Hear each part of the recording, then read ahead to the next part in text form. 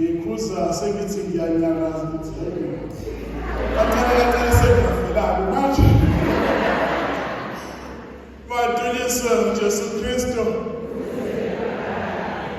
bathandekayo zimbili izinto engifuna ukuba sizibheke esifundweni zanamhlanje.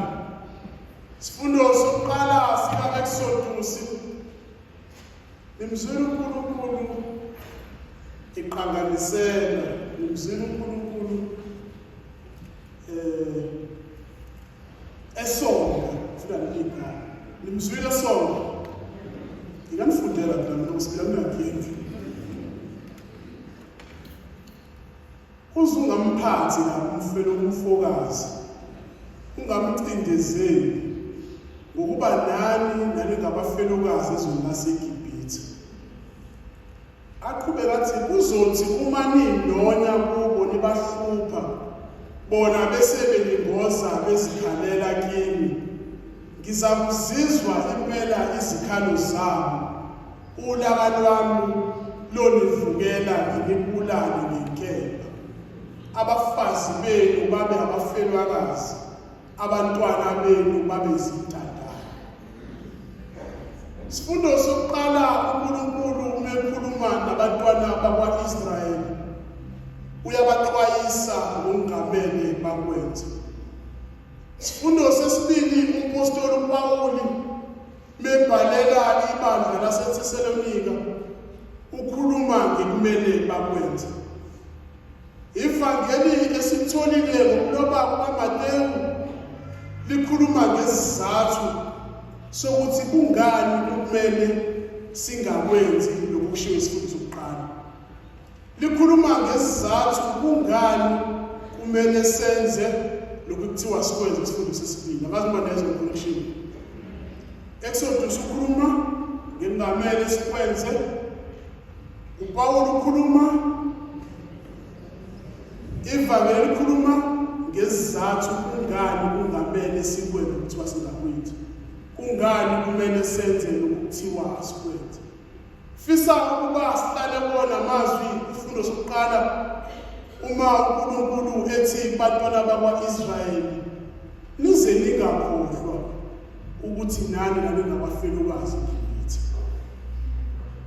nize ningakhohlwa ukuthi nani naniqilazekile eGibhithe, nize ningakhohlwa ubuhlungu enanibhekene nabo eGibhithe, ukuthi seniphumile eGibhithe kepha nize ningakhohlwa lapho niphuma khona. Kuthini lokhu kumina ukuthi kunabantu abakhohlwayo ukuthi baphumaphi? Kunabantu uNkulunkulu athi uma ngabe sebakhiphile omishini bese bayakhohlwa abantu abasobishini.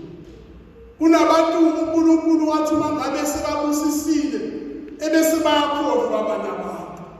Kunabantu uNkulunkulu athi uma ngabe sebaphathisile izinto ebese bayakhohlwa abantu abangenalutho. Kunabantu uNkulunkulu athi babusisile ngemisebenzi bese bayakhohlwa abantu abangasebenzi. Uzungakhohlwa ukuthi nawe ngelinye ilanga wawuqilazekile eGibhithe. Uze ungakhohlwa ukuthi nawe ngelinye ilanga wawubuza ubuhlungu eGibhithe. Ukuthi sengimkhiphile eGibhithe nize ningakhohlwa ukuthi niphumaphi. Kunabantu abathi uma ngabe sekuhamba kahle bakhohlwa ukuthi ekhaya bebelala bengadlile. Kunabantu abathi uma ngabe sekuhamba kahle ebese besebenzisa igama elikhulu bese kumele banakekele kubo babizele nge-tax. Kunabantu ekuthi uma ngabe sekuhamba kahle bakhohlwa ukuthi nabo ngelinye ilanga babelala bengadlile. Kunabanye abantu ngelinye ilanga abathi uma ngabe sebesebenza bakhohlwe ngalezi zinsuku bevuka ngofisi befuna umsebenzi bengayitholi. Athi uNkulunkulu nize ningabakhohlwa labo bantu ngoba nani nobuhlungu ababuzwayo nani ngelinye ilanga nakuso. Ngelinye ilanga sikhuluma nomunye umfowethu osewufata sisafunda seminari, uthi kimina nomngayi ngangibonga indlela abesiphethe ngayo njengamasiniya.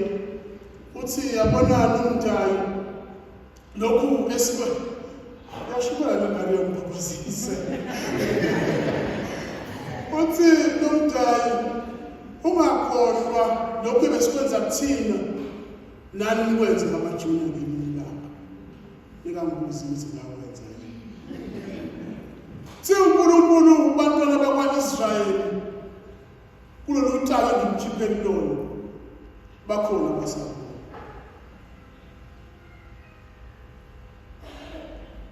Khona abantu ababaziyo ubuhlungu bokuxoshiswa emsebenzini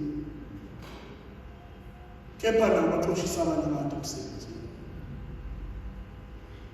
Khona abantu abalaziyo usizi lokuhlushwa umabezala befike emzini, sebe umabezala namhlanje sebekhohlwa ukuthi nabo baphuma lapha eGibhithe, ibona sebehlupha umalokazana. Kunabantu asebekhohliwe usizi abebeluzwa besahlala eresi befuna uku-afforda ama-noodles, kodwa namhlanje udadewenu bekufuna usewuthwala phezu kwabo.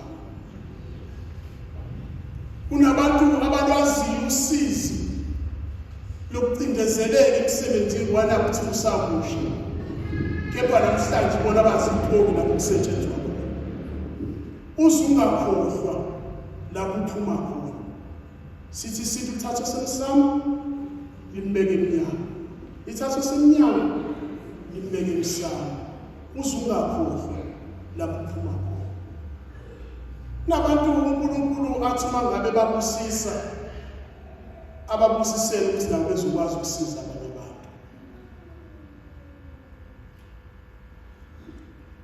UDukanakhe sethenge imoto, sesiyayijulisa imoto yakhe, kade basebelifta wena mawusukule ngokuthi sebengcolise yakho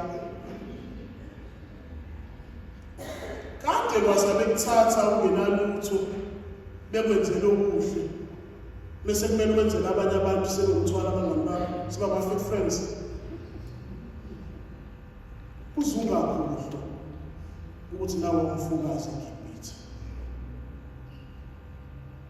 Apostol Paul balela ibandla laseThesalonika uyabancoma uthi ngizwile ngani abakusho ngani eMacedonia nase-Akhaya athi lolu khona elalithola kuthina nabapostoli ngizwile ngani indlela eniziphethe ngayo eMacedonia nase-Akhaya athi ngizwile intokozo abanayo ngani uKristo ambonile empilweni zenu. Yazi bapholo kunomkhuleko engiyaye ngikusho ithi Nkosi abantu abambona uKristu empilweni zethu. Kuthi abantu bayambona yini uNkulunkulu kuwena uqobo. Abantu bayambona yini ukholo kuwena uqobo.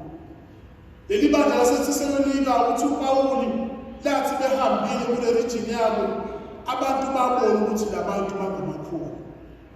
Abantu babona ukuthi labantu balifumene ukholo sebeshila indlela behamba ngazo sebeyeke ukudumisa uNkulunkulu babo sebedumisa uNkulunkulu ophilayo abantu bambona uNkulunkulu